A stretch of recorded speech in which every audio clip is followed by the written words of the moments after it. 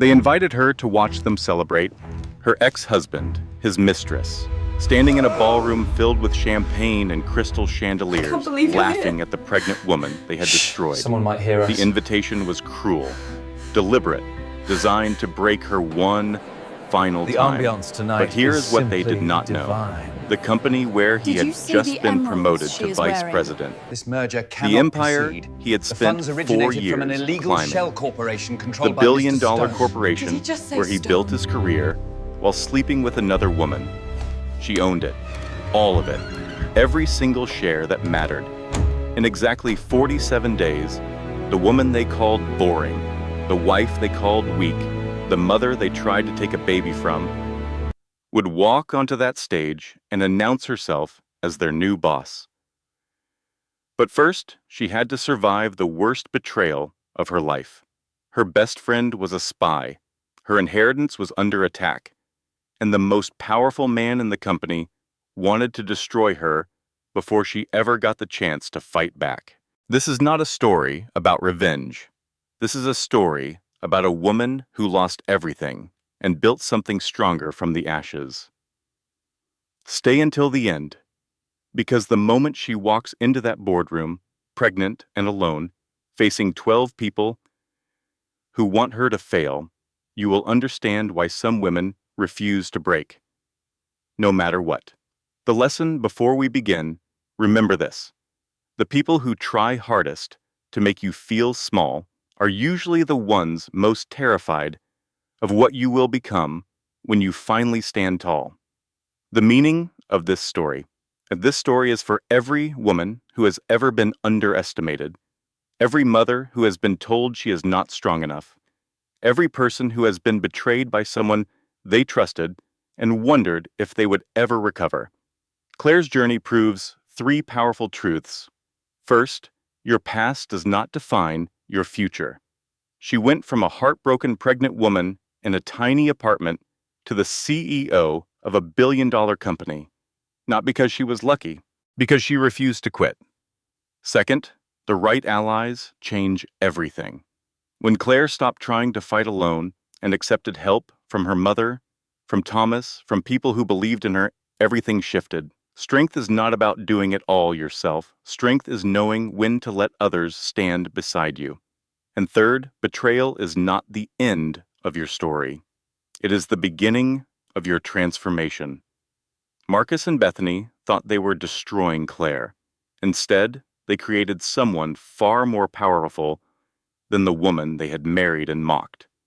If you are going through your own battle right now, if someone has tried to break you, if you feel like you are fighting alone, let this story remind you of one simple truth. You are stronger than they think. You are more resilient than you know. And your comeback will be greater than any setback they could ever create. They invited me to watch them celebrate. What they did not know was that in 47 days, I would own everything they thought they had built. But first, I had to survive the worst night of my life. Claire Morrison sat in her cramped studio apartment on the 4th floor of a building that smelled like mildew and broken dreams.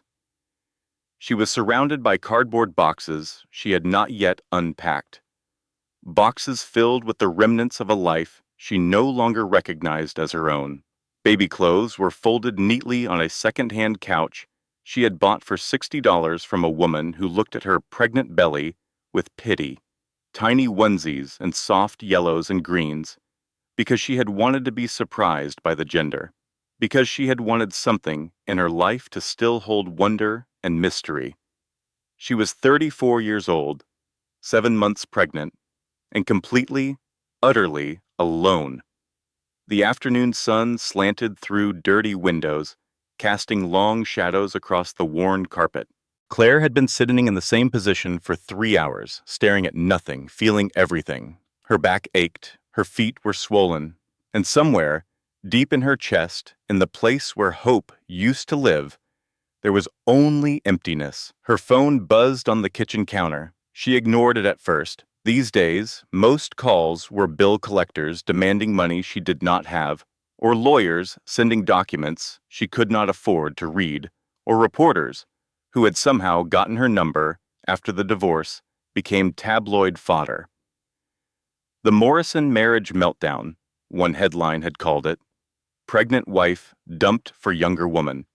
Another had been even crueler. From trophy wife to tragic case.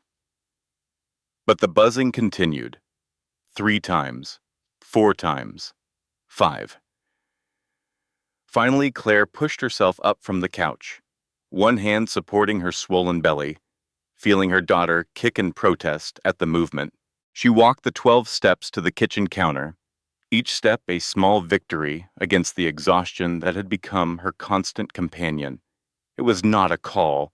It was an email notification. From an address she recognized instantly, an address that made her heart stop and her hands tremble. Marcus Morrison, her ex-husband, the man who had promised her forever on a beach in Hawaii 5 years ago, who had held her hand through 2 miscarriages and sworn they would try again, who had looked into her eyes on their anniversary just 8 months ago and said she was the most beautiful woman he had ever known, the man who had left her 5 months ago for another woman, the man who had walked out while their daughter kicked inside her belly, while Claire begged him to stay, while she offered to forgive everything if he would just come home.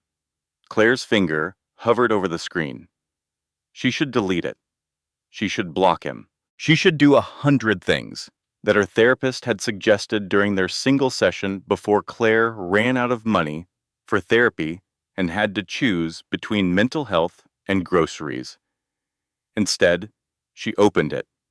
The email contained a formal invitation, elegant cream cardstock, digitally rendered with the kind of attention to detail that cost money Claire no longer had, gold lettering that caught the light, the sort of invitation that arrived at mansions and penthouses, not at cramped studio apartments that smelled like desperation. You are cordially invited to the Titan Financial Group annual gala, the invitation read. Join us in celebrating excellence, leadership, and the promotion of Marcus Morrison to Vice President of Regional Operations. Claire read it twice, then 3 times, then a 4th time, because surely she was misunderstanding something. Surely her ex-husband had not sent her an invitation to watch him be celebrated while she struggled to pay rent. But there was more. A handwritten note attached to the digital image. Marcus's handwriting. The same handwriting that had once filled love letters and left notes on her pillow saying, "Good morning, beautiful," and signed birthday cards. To my forever love. Thought you would want to see how well I am doing without you. Signed, Monsieur. Claire's breath caught in her throat. The cruelty of it was almost artistic in its precision. He knew exactly what those words would do to her. He knew exactly how much it would hurt. But there was another note below, different handwriting, sharper, more angular, written by someone who had never pretended to be kind, dress nice, or do not. Nobody will be looking at you anyway. Signed B.B. for Bethany, Bethany Cross.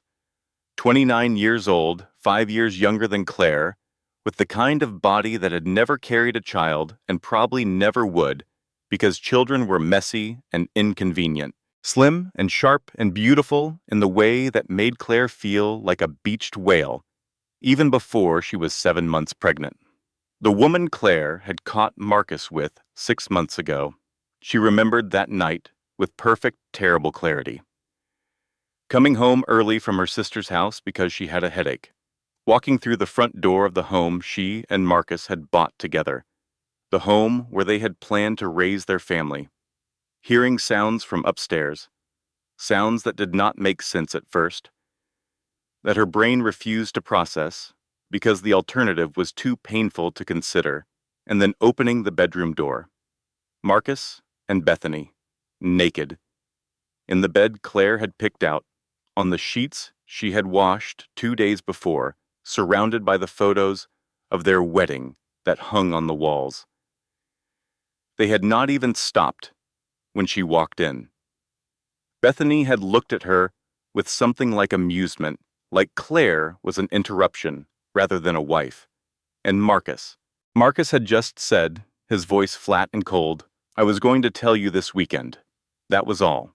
No apology, no shame, just an acknowledgement that he had been planning to end their marriage. And Claire had inconveniently discovered it a few days early.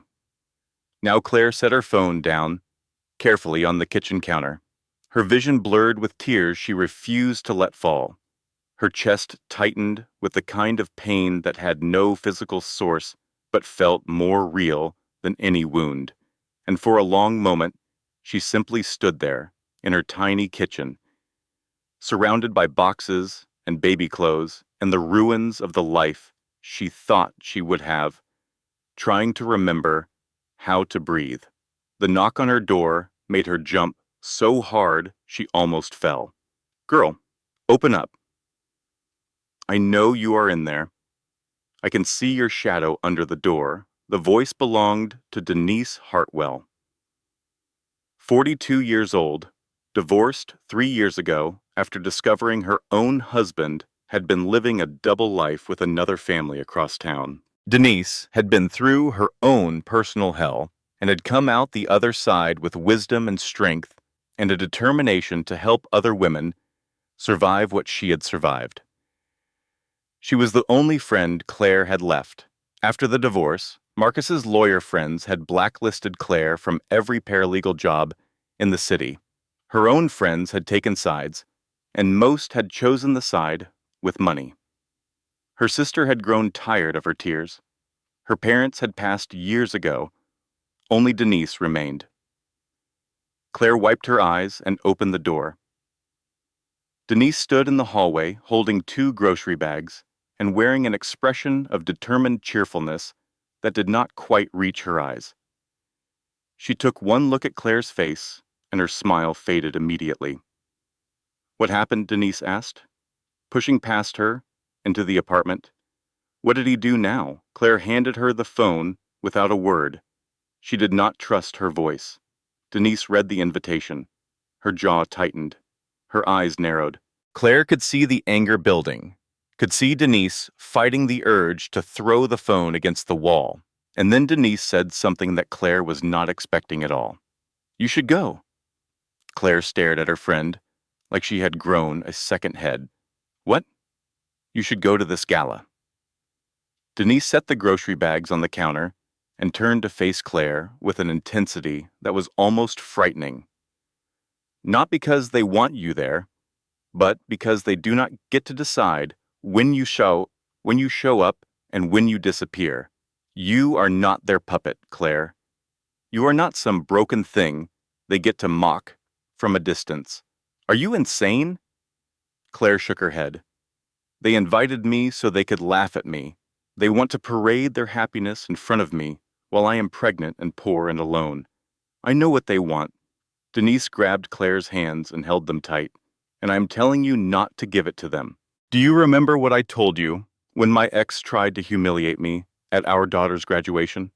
Do you remember what I did?" Claire remembered. Denise's ex-husband had shown up with his other family, had tried to introduce his secret children to everyone as if it were perfectly normal. And Denise had not cried, had not run away, had not given him the satisfaction. Instead, she had walked up to him with a smile and said, loud enough for everyone to hear, "I am so glad you could make it. I was worried the restraining order would keep you away." "That is different," Claire said weakly. "You had power. You had a job. You had your life together. I had nothing except the refusal to be broken." Denise squeezed her hands harder. "And neither do you. They think you are destroyed. They think you are too weak to fight back. Prove them wrong. I cannot afford a dress." Claire's voice cracked. "I cannot afford a babysitter. I cannot even afford to get my hair done. We will figure it out." "I have nothing, Denise. Nothing. That is the other thing I came to talk about." Denise released Claire's hands and walked to the counter, where a thick envelope had been sitting for 3 weeks, gathering dust and dread. That letter from your daddy's lawyer. Have you opened it yet? Claire's stomach clenched so hard she thought she might be sick. The letter had arrived 3 weeks ago, 2 days after her father's funeral. A funeral Claire had not attended because she had not been invited. Because Richard Morrison Sr., founder of a business empire she did not understand, had not spoken to his daughter in 10 years. Because he had chosen his company over her mother, over everything that should have mattered. I do not want anything from him, Claire said. The words coming out harder than she intended. Want and need are different words, honey. Denise picked up the envelope and held it out. You've got a baby coming. In 8 weeks, your savings are almost gone. I have been helping where I can, but I cannot pay your rent forever. And your daddy, whatever else he was rich. Maybe he left you something. Maybe it is just enough to get you through the next few months. He left me nothing my whole life. Claire stared at the envelope like it might bite her. Why would he start now that he is dead? Because guilt is a powerful thing. Denise pressed the envelope into Claire's hands. I have seen it 100 times at the shelter. Men who ignored their families for decades suddenly become generous when they realize they are mortal. Maybe your daddy finally understood what he lost. Maybe he wanted to make it right. It is too late for that. It is always too late for something. But it is never too late for money to pay for diapers. Claire looked at the envelope. It felt heavier than paper should feel, like it contained more than just words and legalese, like it held the weight of 10 years of silence, 10 years of birthday cards that were never sent, 10 years of wondering why she was not good enough for her own father to love. I will open it, Claire said. Tomorrow. You will open it now. Denise pointed to the couch. Sit down. I will make tea, and then you are going to read that letter, and we are going to figure out what comes next. Together. Claire sat down. She looked at the envelope in her hands. She thought about Marcus and Bethany laughing at her from their high castle of success. She thought about her father, cold in the ground, taking all his secrets with him. And then slowly, carefully, she opened the letter that would change everything. The letter was from Whitmore and Associates, a law firm Claire had never heard of. Estate attorneys, according to the letterhead. Her father's estate attorneys. She had to read it 4 times before the words started making sense. Dear Miss Morrison, the letter began, we regret to inform you of the passing of Richard Morrison Sr. on the 12th of October. As the sole heir designated in his most recent will and testament, you are entitled to the following assets. There was a list, a very long list. Hayes Holdings, LLC. 51% controlling interest, Titan Financial Group, subsidiary of Hayes Holdings. Morrison Medical Supplies, subsidiary of Hayes Holdings. The list continued. 14 companies in total, real estate holdings, investment portfolios, bank accounts with numbers that had so many zeros, Claire had to count them twice. She was a paralegal, not a businesswoman. She knew about contracts and filings and court dates, not stock portfolios and corporate governance. Most of these terms meant nothing to her. But one line caught her attention and would not let go. Titan Financial Group, subsidiary of Hayes Holdings. Titan Financial Group, where Marcus worked, where Marcus had just been promoted to vice president. Claire's hands went cold, then hot, then cold again. She grabbed her phone and dialed the number on the letterhead. It rang twice before a man's voice answered. Whitmore and Associates. Gerald Whitmore speaking. This is Claire Morrison, she said, surprised by how steady her voice sounded. I just got your letter. There was a pause, a long one. Then the voice on the other end softened, became gentler, almost paternal. Miss Morrison, I have been hoping you would call. Your father left very specific instructions. He wanted me to explain everything to you personally. But this is not a conversation for the telephone. There are complications. Your father had enemies, and there are people who will do anything to make sure you never claim what is rightfully yours. Claire looked at Denise, who was watching her with wide eyes, the tea kettle forgotten on the stove. "When can I come in?" Claire asked. "Tomorrow morning, 9 o'clock sharp. My office is downtown, 47th floor of the Morrison building. And Miss Morrison, one more thing. Yes, do not tell anyone about this conversation." Gerald's voice dropped lower. "Not yet. Your father taught me that trust is in short supply these days, especially when there is money involved. Come alone. Tell no one what you have learned." He hung up.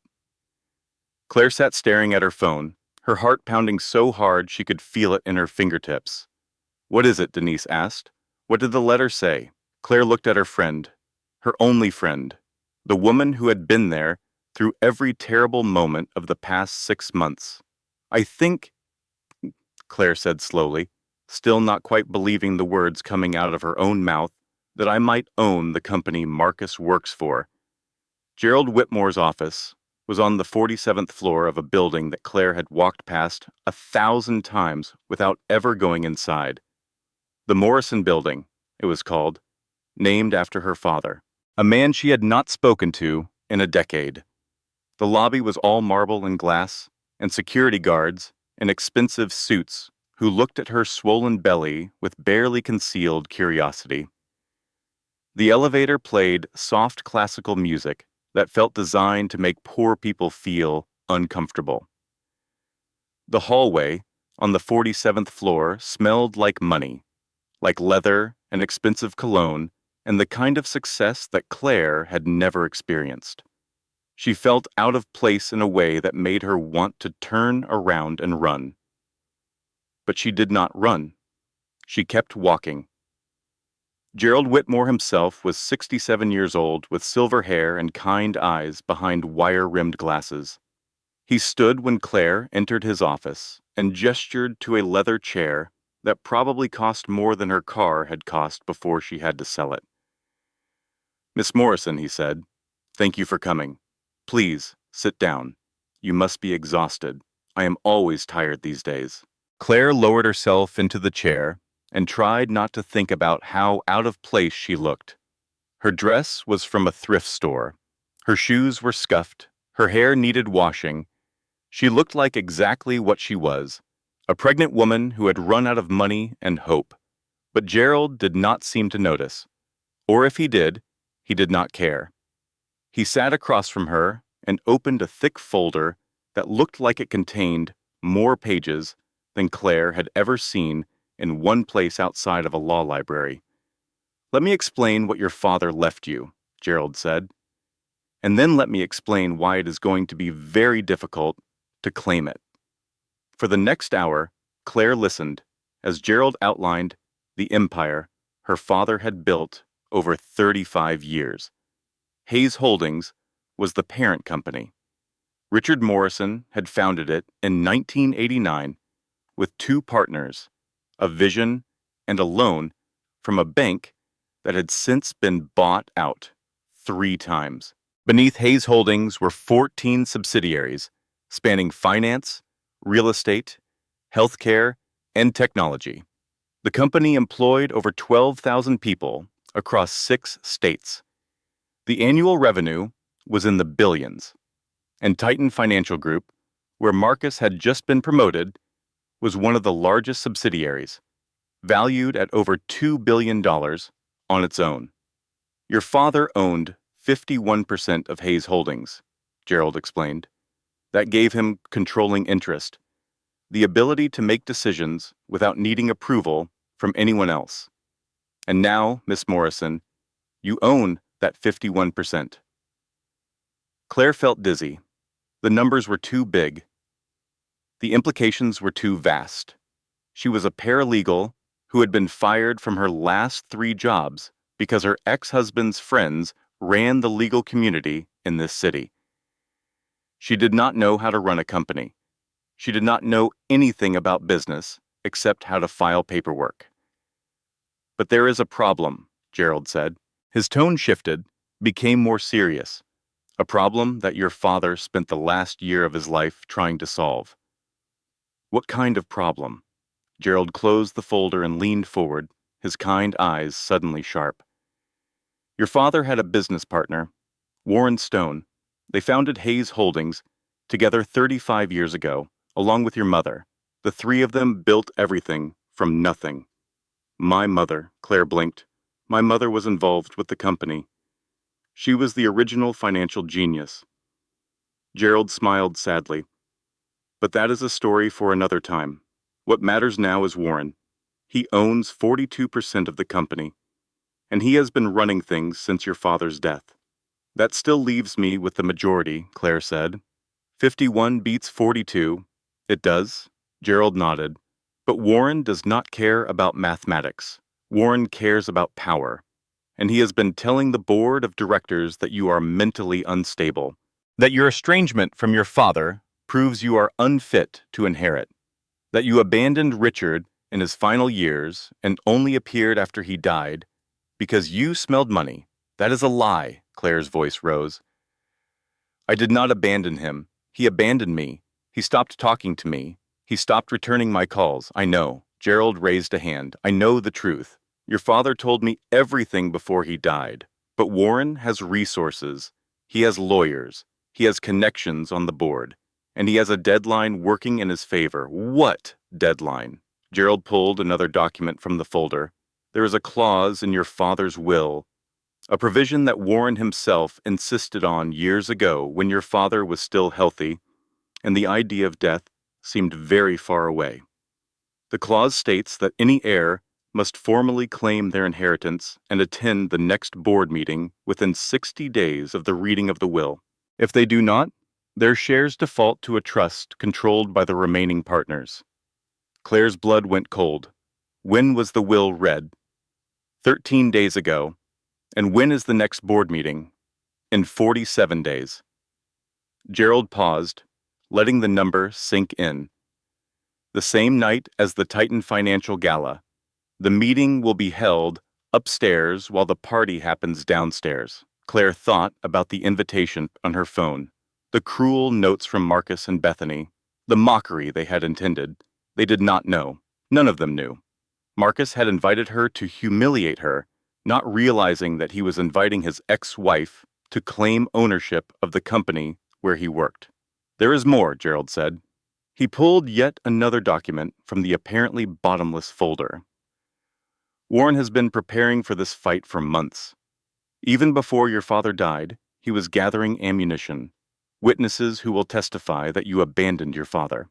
Medical records that he claims prove you have a history of mental instability. Documentation of your divorce that paints you as unstable and vindictive. Claire's stomach dropped. How did he get my medical records? How did he get anything about my divorce? Money opens many doors, Miss Morrison, and Warren has a great deal of money. Gerald's voice was gentle but firm. He also has a sworn statement from someone close to you. Someone claiming that you have been erratic and obsessed with revenge since your marriage ended. Someone describing behavior that could be interpreted as dangerous. Who? Claire's voice was barely a whisper. Who signed that statement? Gerald would not meet her eyes. I cannot say. Attorney-client privilege protects Warren's sources, but I can tell you that it is someone who knows you well, someone you trust, someone who has been close to you during your most vulnerable moments. Claire thought about Denise, the only person she had told about her father's letter, the only person who knew her plans, her fears, her darkest moments of despair. No, it could not be Denise. Denise was her friend, her only friend, the woman who had held her while she cried, who had brought her groceries, who had encouraged her to open that letter in the first place. What do I need to do? Claire asked. Her voice was steady, but her hands were shaking in her lap. You need to prepare. Gerald handed her a stack of documents so thick she needed both hands to hold it. Learn everything you can about corporate governance. Understand what you are walking into. Warren will try to make you look foolish, incompetent, unworthy. He will try to prove that you do not deserve what your father left you. And if I cannot prove otherwise, then in 47 days you will lose everything." Gerald's voice was soft but certain. "And Warren Stone will control a $2 billion empire that your father built, that your father wanted you to have, that your father died, hoping would finally bring you back into his life." Claire took the documents. They were heavy in her hands, heavy like the future she had never asked for. "One more thing," Gerald said as she stood to leave. "Your father left you a message, a video. He recorded it 3 weeks before he died. When he knew the cancer was winning." "Cancer," Claire froze. "My father died of cancer. You did not know." Gerald's face softened with sympathy. "He was diagnosed 18 months ago. He did not want anyone to know. He was a proud man, perhaps too proud, but he wanted you to have this." Gerald reached into his desk and pulled out a small flash drive, silver and ordinary, the kind you could buy at any office supply store. "It is all on here," Gerald said. "His final message to you. But Claire, what you see might change how you feel about everything. Your father was not a perfect man. He made mistakes, terrible mistakes, but he loved you. In the end, he loved you more than anything in this world, more than his company, more than his pride, more than his own life." Claire took the flash drive. It was small and light, and looked like nothing special at all. "I will watch it," she said, "when I am ready." She left the office with 47 days to prepare for a battle she had never asked to fight. 47 days to prove she was worthy of an empire she had never wanted. 47 days to face her ex-husband, his mistress, and the enemy who wanted to destroy her. But first, she needed to find out who had betrayed her. The next 6 weeks were the hardest of Claire's life. Every morning, she woke at 5 to study. Corporate law textbooks from the library. Financial statement analysis from free online courses. Board governance procedures from whatever sources she could find. She took notes until her hand cramped, then switched hands and kept writing. She made flashcards. She talked to herself in the mirror, practicing explanations of concepts she barely understood. At night, she practiced speaking with confidence. Standing in her tiny bathroom, belly swollen, face exhausted, she looked at her reflection and tried to see someone powerful. Someone who belonged in a boardroom. Someone who could face Warren Stone and not crumble. Some nights, she failed. Some nights, she cried until she could not breathe. Some nights, she lay on the bathroom floor, just like she had the night Marcus left, and wondered if any of this was worth it. But every morning, she got up and started again. Denise helped when she could, bringing food because Claire kept forgetting to eat, quizzing her on terminology that felt like a foreign language, encouraging her when the doubt crept in like poison. "You are going to nail this," Denise said one evening, 3 weeks before the gala. "I can see it in your eyes. You are not the same woman you were 2 months ago." "I do not feel different," Claire admitted. "I just feel tired." "That is because you are growing a human and learning to run a company at the same time," Denise laughed. Superwoman would be tired. But the doubt crept in constantly. Every day, every hour, a voice in Claire's head that sounded suspiciously like Marcus. "Who do you think you are?" the voice whispered. "A paralegal from a broken marriage, a pregnant woman with no job and no money. Warren Stone has been running companies since before you were born. He has lawyers and connections and 35 years of experience. You have what? A stack of library books and a dream." "You cannot beat him," the voice said. "You will walk into that boardroom and everyone will see exactly what you are. A fraud, a failure, a woman who does not belong." But every time the doubt got too loud, Claire thought about Marcus, about Bethany, about the invitation they had sent to mock her, and she kept studying. 3 weeks before the gala, something unexpected happened. Claire's phone rang with a number she did not recognize. She almost did not answer, but something made her pick up. "Miss Morrison," a man's voice said, "my name is Thomas Garrett. I was your father's accountant for 20 years. I know you do not know me, but I need to meet with you. Today, if possible. It concerns your inheritance." "How do I know this is real?" Claire asked, suspicion sharp in her voice. "You do not." Thomas's voice was calm, "which is why I am going to give you information that only someone close to your father would know. Your mother's maiden name was Eleanor Blackwood. You were born on March 15th, 1990. Your father kept a photograph of you in his desk drawer. The one from your 5th birthday, where you are missing your 2 front teeth. He looked at it every single day." Claire's throat tightened. "How do you know that? How do you know?" "Because I was there." Thomas paused. "I was there for everything. And I have information you need. About Warren Stone, about what really happened to your father, about why he stopped talking to you 10 years ago." Claire met Thomas Garrett at a coffee shop far from downtown, in a neighborhood where neither of them would be recognized. Thomas was 45 years old, with prematurely gray hair and the tired eyes of a man who had seen too many corporate secrets and carried too many burdens. He had been fired by Warren Stone 2 weeks after Richard Morrison died, escorted out of the building by security with nothing but a box of personal items, and 2 decades of loyalty thrown away like garbage.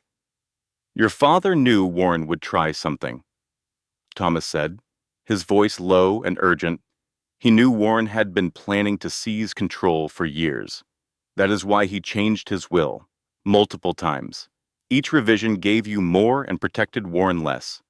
Why did he not just remove Warren entirely?" "Because Warren has documentation of things your father did decades ago. Things that could be used against him, against the company, against you. It is complicated, but the short version is that Warren had leverage, and your father was trying to find a way out." "What kind of leverage?" Thomas shook his head. "That is not my story to tell, but I can tell you this. Warren has been stealing from the company for 30 years. Shell companies, fraudulent expenses, money disappearing into accounts that exist only on paper.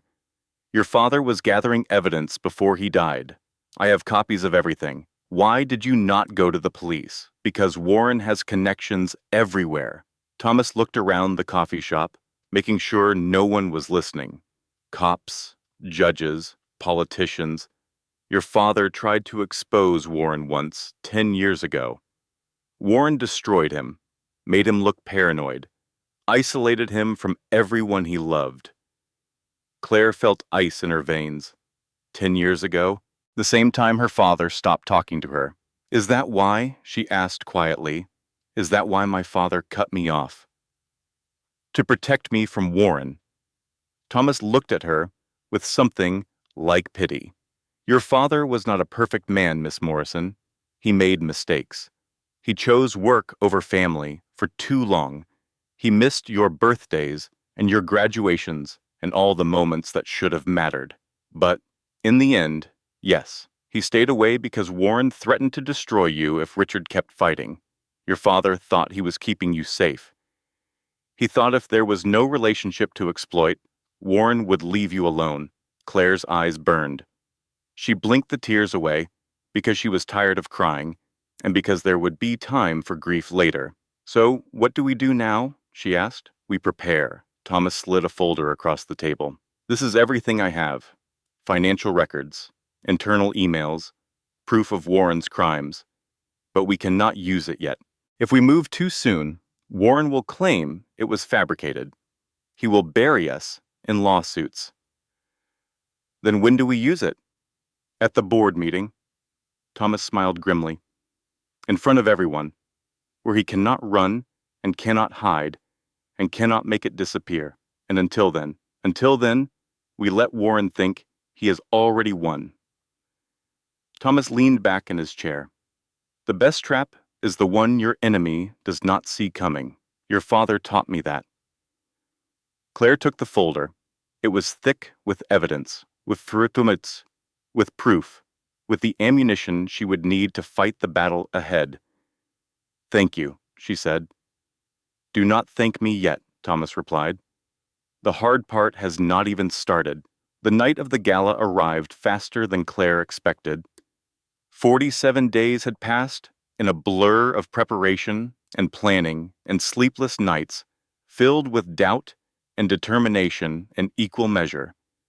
And now she stood outside the Titan Financial headquarters in a midnight blue gown, trying to remember how to breathe.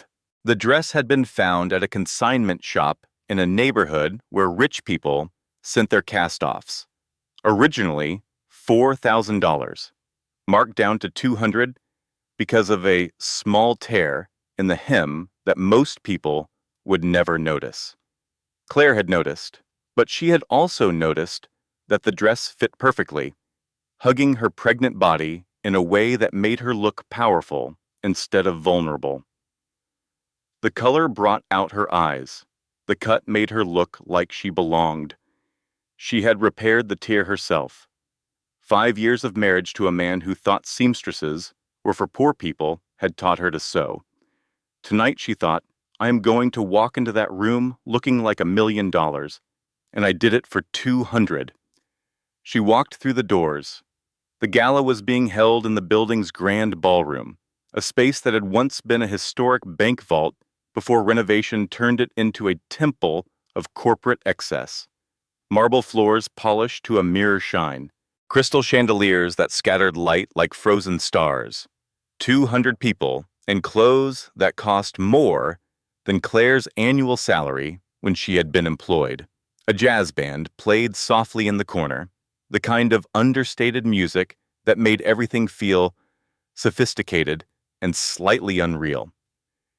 Waiters circulated with trays of champagne and tiny food that was designed to look beautiful rather than actually fill anyone up. Claire accepted a glass of sparkling water from a passing waiter and tried to calm her racing heart. She saw Marcus immediately. He stood near the center of the room, surrounded by colleagues who laughed at his jokes and clapped him on the back. He was tall and handsome in a navy suit that probably cost more than Claire's monthly rent, his teeth perfectly white, his hair perfectly styled, his smile perfectly fake. Bethany Cross hung on his arm like an expensive accessory. Her red dress was probably designer. Her jewelry was definitely real.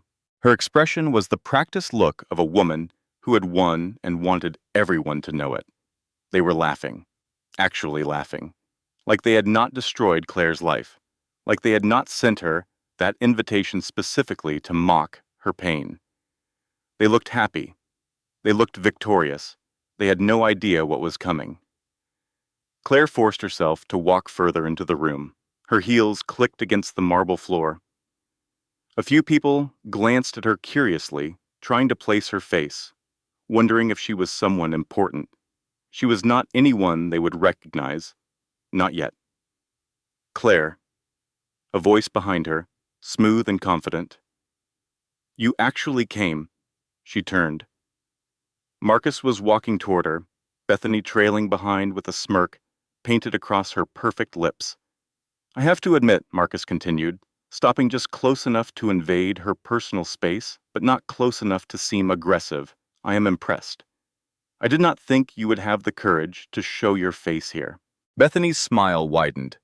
We were so worried you might feel out of place, she added, her voice dripping with false concern. This must be so hard for you. Being around all these successful people. When you are, well, she gestured vaguely at Claire's pregnant belly. Going through so much. Claire kept her expression neutral. She had practiced this, hours in front of the mirror, learning to keep her face still when she wanted to scream. Congratulations on your promotion, Claire said to Marcus, her voice perfectly even. You must be very proud. Thank you. Marcus's smile did not reach his eyes. It means a lot. This company has been my whole life for 4 years. Some people do not understand what it takes to get ahead. The sacrifice, the dedication, the late nights, Bethany added, pressing closer to Marcus, all those long hours at the office. She looked directly at Claire. But I am sure you know all about Marcus's dedication. Do you not, Claire? Claire felt the barb land exactly where it was intended. All those late nights when Marcus had claimed to be working, all those hours when he had actually been with Bethany. How are you doing? Bethany continued, not waiting for an answer. Really, I know the divorce was hard, and being pregnant and alone. She tilted her head in a performance of sympathy that would have won awards. Are you seeing anyone? I hear there are apps for that now. Even for women in your, situation. Claire's fingers curled into fists at her sides. But before she could respond, before she could say anything that would give them the satisfaction of seeing her break, Marcus said something that changed everything. Claire! His voice hardened. Denise told me you have been struggling. I am glad you are getting out of the apartment, but maybe this is not the right event for you. All these people, all this stress. Maybe you should go home and rest. For the baby's sake. The world tilted. Denise told him. Denise had been reporting to Marcus.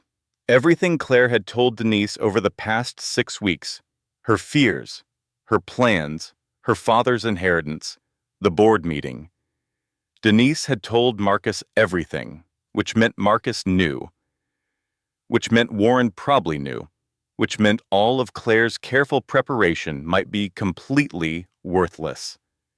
I am fine, Claire heard herself say. Her voice sounded far away, like it belonged to someone else. Really, I would not miss this for the world.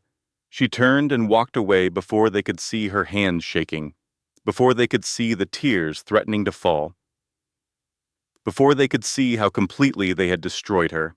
Again. The bathroom was empty, thank God.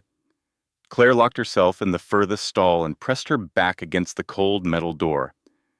Her breath came in short, sharp gasps. Her vision blurred with tears she had been fighting for months. Denise, her best friend, her only friend. The woman who had held her while she cried, who had encouraged her to keep fighting, who had been there through every terrible moment. Denise had betrayed her. Everything Claire had shared in her most vulnerable moments. Every fear and doubt and secret plan. Denise had reported all of it to Marcus, to the man who had destroyed Claire's life. Why? For money. For revenge. For some reason, Claire could not even begin to understand. It did not matter why. What mattered was that all of Claire's preparation might be worthless. Warren knew she was coming. Warren knew she was going to try to claim her inheritance.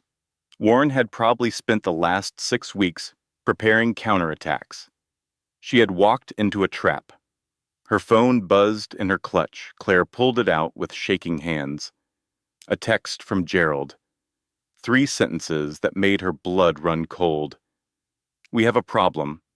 Warren moved the board meeting up by 2 hours. It is starting now. Room 401. Get there immediately. Claire stared at the message. The meeting was supposed to start at 9. It was 7:15. They knew. They knew she was coming, and they changed the schedule to catch her off guard, to make sure she missed it, to make sure Warren won by default. She had 3 minutes, maybe less. 3 minutes to pull herself together.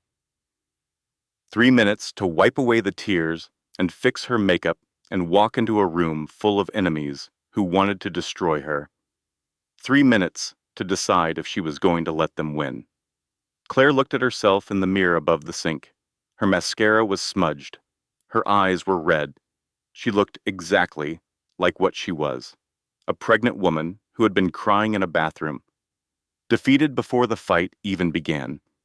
But then she thought about her father, about the video she still had not watched, about 10 years of silence that had been a sacrifice, not an abandonment.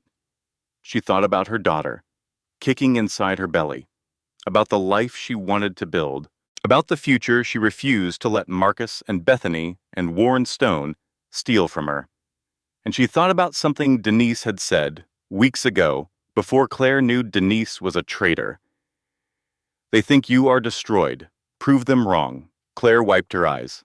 She fixed her makeup with hands that still trembled, but were steady enough. She looked at her reflection one more time.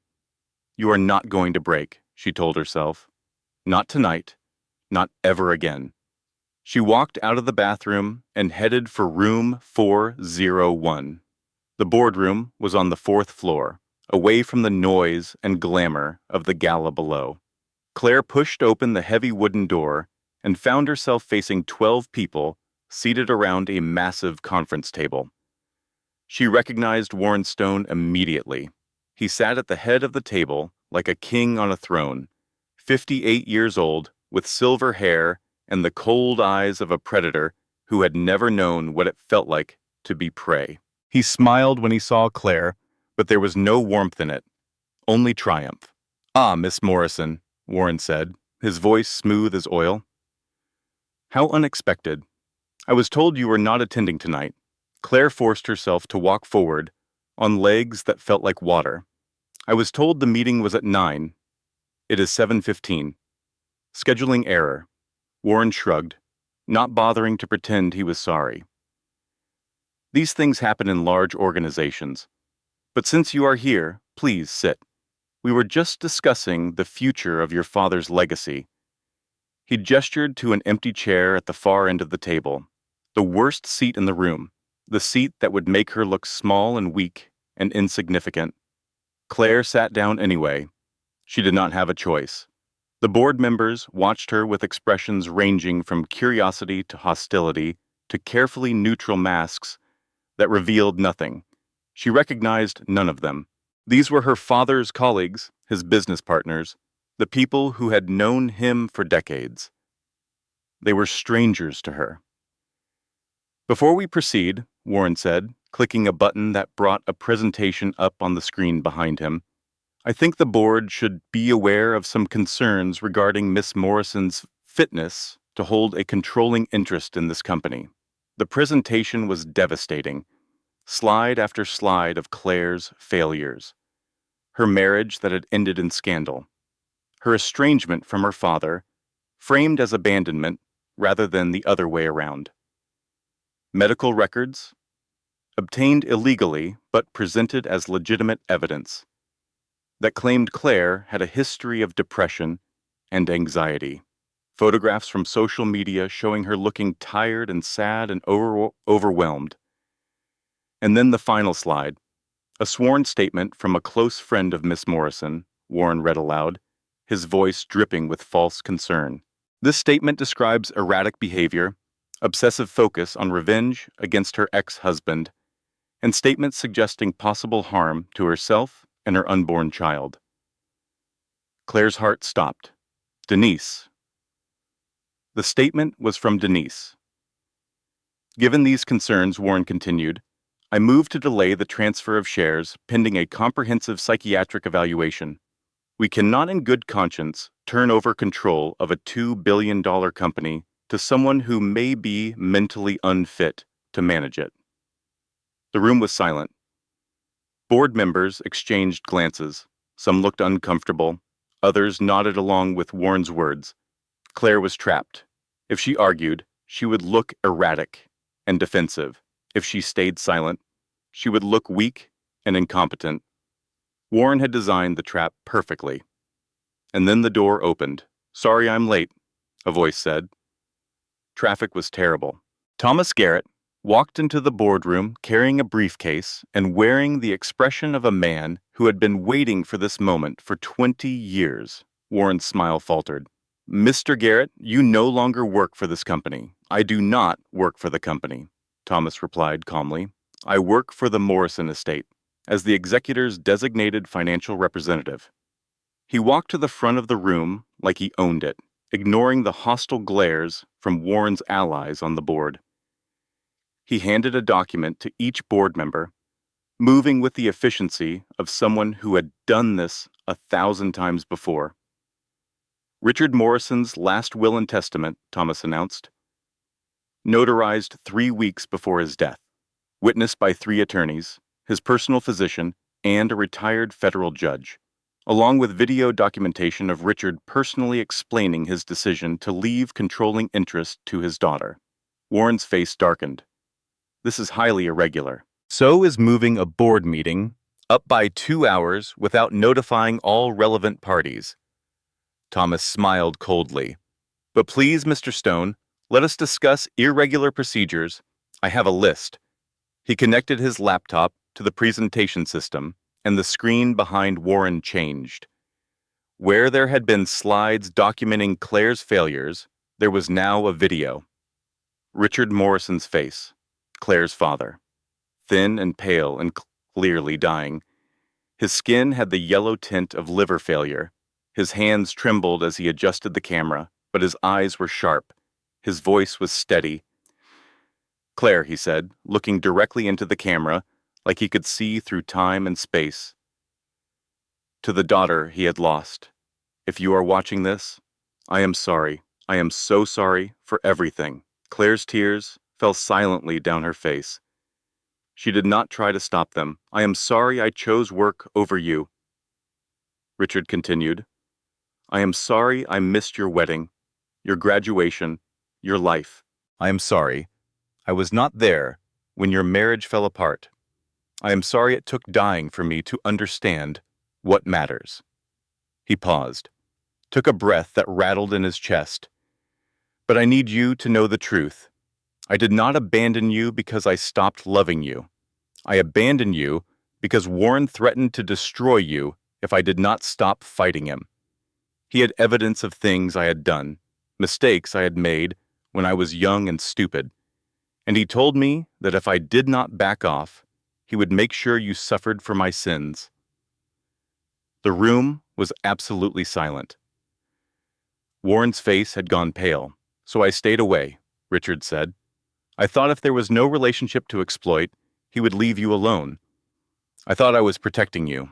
I was wrong. I was a coward, and I have regretted it every single day for 10 years. He coughed, wiped blood from his lips.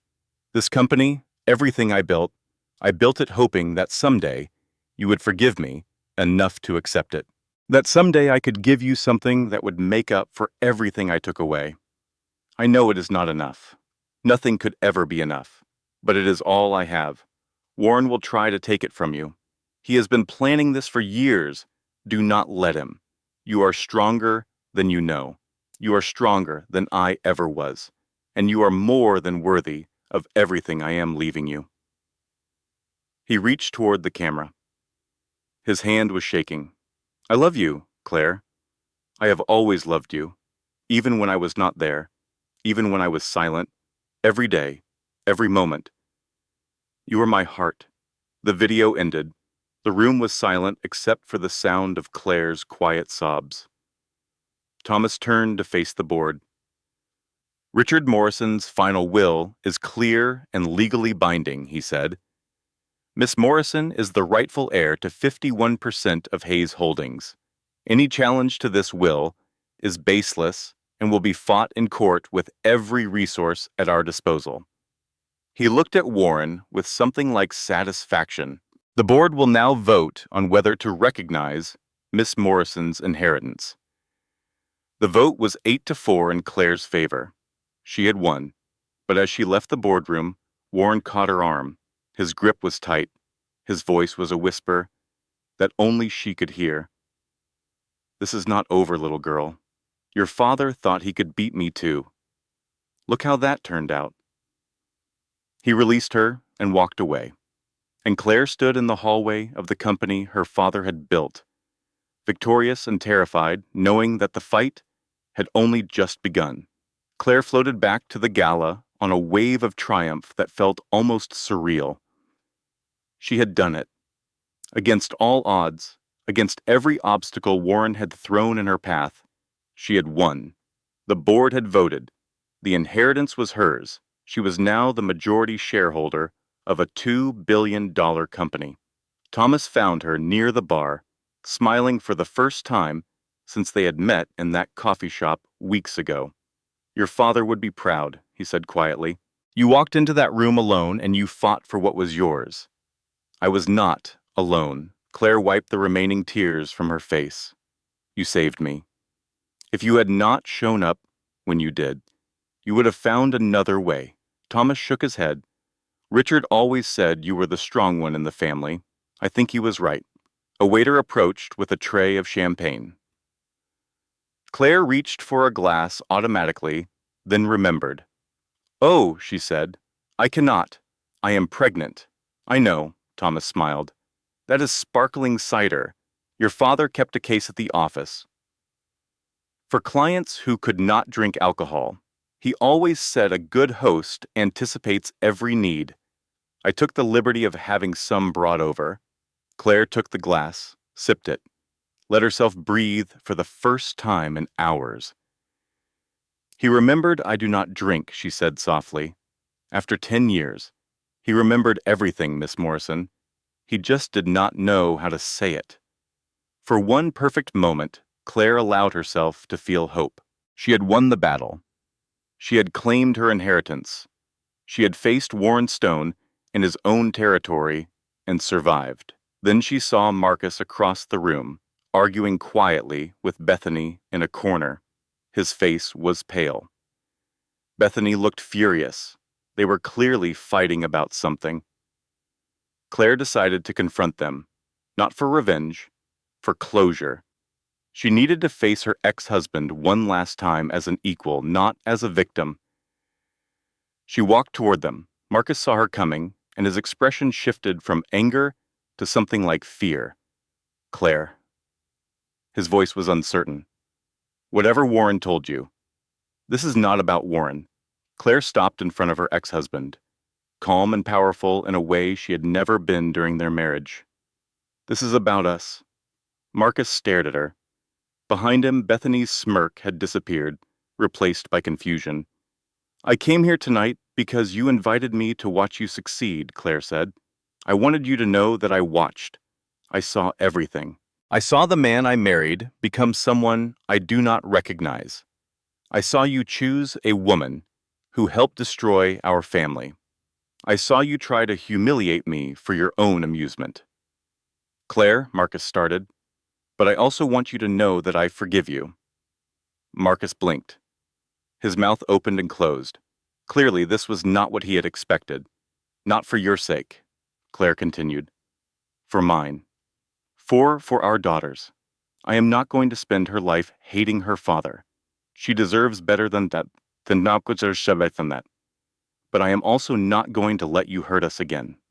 She stepped closer, lowering her voice so only he could hear. "You will have visitation rights. You will pay child support.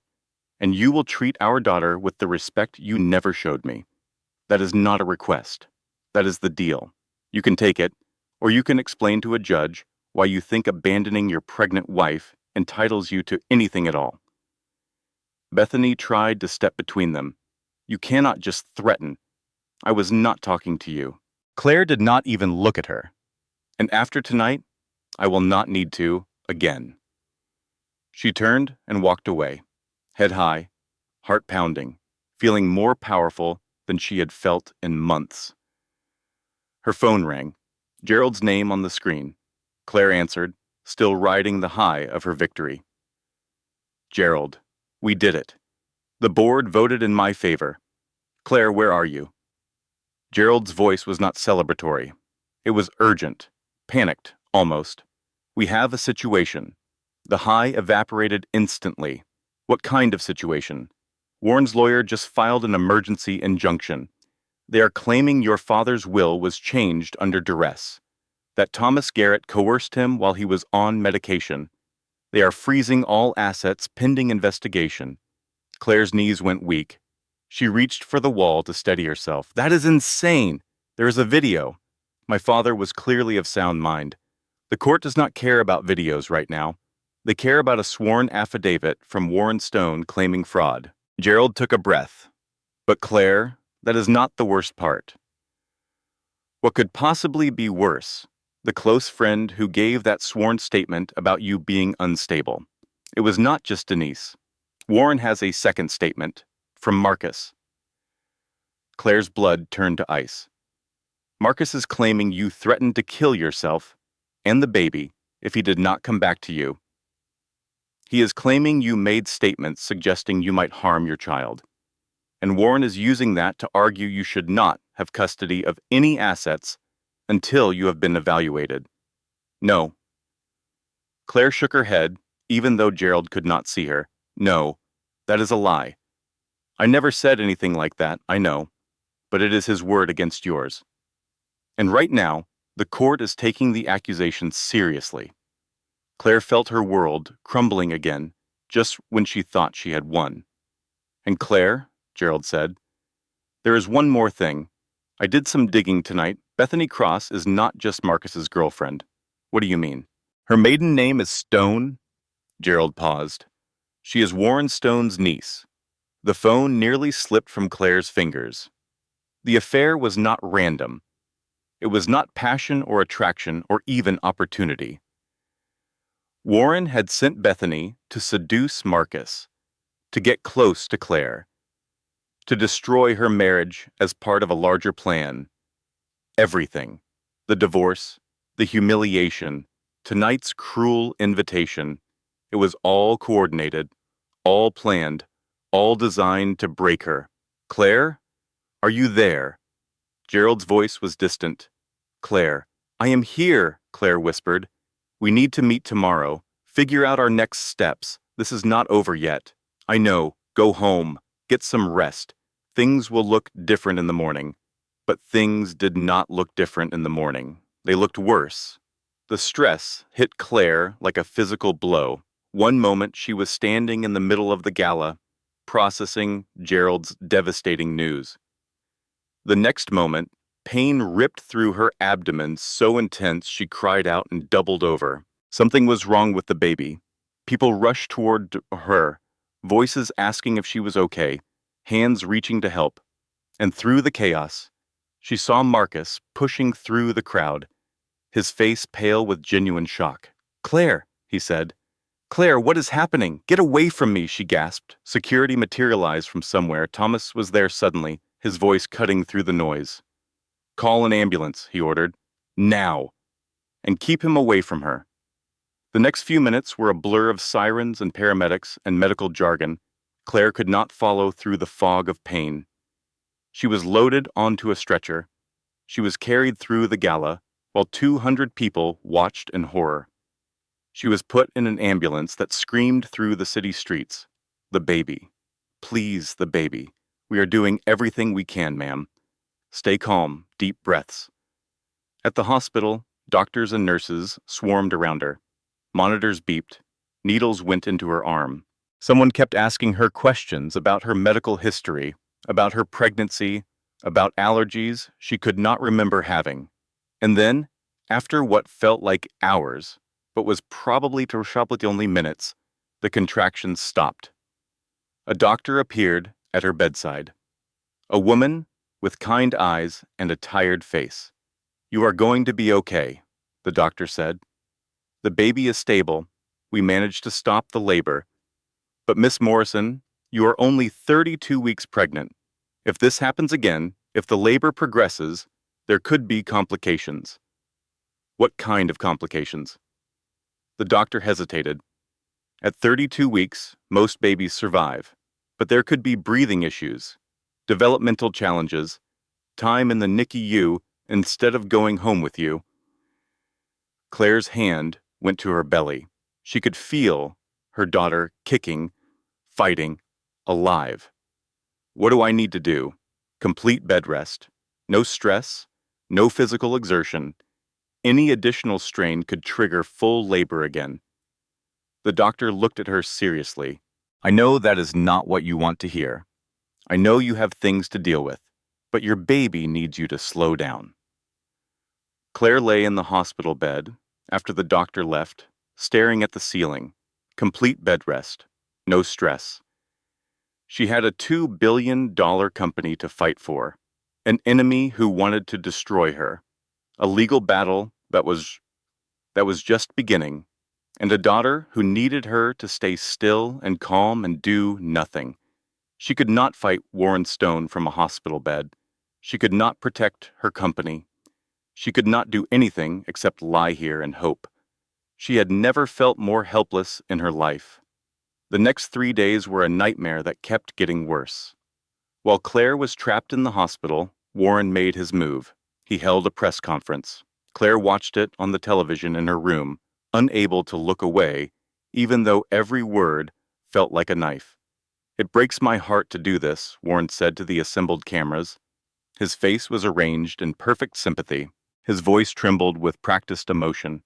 But the truth must be told. Richard Morrison, my dear friend and partner of 35 years, was manipulated in his final days. His estranged daughter, who abandoned him for over a decade, suddenly appeared when she learned he was dying. She and her accomplice, a disgraced former employee with an axe to grind, pressured a dying man into changing his will. Warren looked directly into the camera. "I have evidence. I have witnesses, and I will not let them steal everything that Richard and I built together, not while I am still breathing." The narrative flipped overnight. News crews showed up at the hospital. Reporters tried to get into Claire's room. Her photograph was everywhere. Headlines screamed accusations she could not defend against. Gold digger daughter accused of elder abuse. Dying billionaire manipulated by estranged family. Pregnant woman's inheritance scheme exposed. Claire's phone rang constantly. Reporters wanting comments. Old acquaintances suddenly interested in reconnecting. Numbers she did not recognize, that she was afraid to answer. She turned off the phone. She could not handle it anymore. And then, on the third day, it got even worse.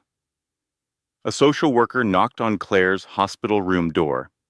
A woman in a gray suit with a clipboard and an expression of professional neutrality. "Miss Morrison," the woman said, "my name is Patricia Wells. I am from Child Protective Services. We have received a concerned report about your fitness as a parent." Claire's blood turned to ice. "We have been informed that you have a history of suicide threats," the social worker continued, reading from her clipboard. "Unstable housing, no income, and you are currently hospitalized for a stress-related pregnancy complication." "Those are lies," Claire said. Her voice was barely a whisper. "I am not here to make judgments, Miss Morrison. I am here to assess the situation." The social worker looked up from her clipboard. "We are not taking any action at this time, but we will need to evaluate whether you require parenting support once the baby is born." They were trying to take her daughter before she was even born. Claire lay in her hospital bed after the social worker left, staring at nothing. Her reputation was destroyed. Her inheritance was frozen. Her parental rights were under investigation. The only people fighting on her behalf, Thomas and Gerald, were being discredited and investigated themselves. She was completely, utterly alone. She picked up her phone, turned it on, ignored the dozens of notifications from numbers she did not want to deal with, and she dialed a number she had not called in 10 years. Her mother answered on the 5th ring. "Claire." Eleanor Morrison's voice was exactly as Claire remembered, strong and certain and impossible to read. "I saw the news. Are you all right? Mom?" Claire's voice cracked. The walls she had built around her heart crumbled. The tears she had been holding back finally broke free. "I need help. I need you. I know you and Dad divorced because of his work. I know you blame him for everything, but I am losing everything and I do not know what to do anymore."